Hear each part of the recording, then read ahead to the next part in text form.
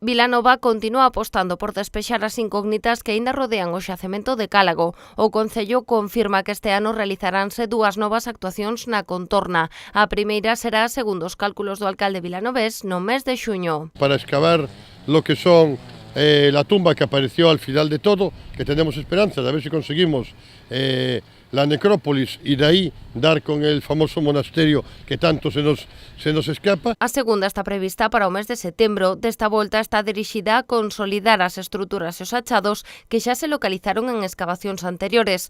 Todo pensado para que os visitantes, pero sobre todo os vilanoveses, poidan asomarse desta fiestra cara ao seu pasado. La otra ya es para consolidar todo lo que tenemos y que pueda ser visitado. Sobre todo nos interesa a los turistas, pero nos interesa a nuestra gente, que los niños, que sus padres no lo pudieron hacer, que los niños conozcan la historia de su ayuntamiento.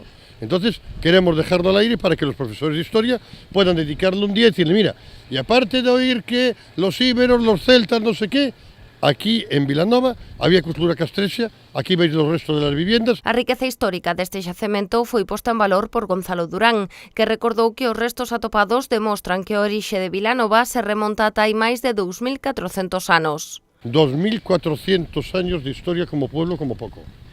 Eso lo ve un estadounidense y no sabe ni dónde meterse.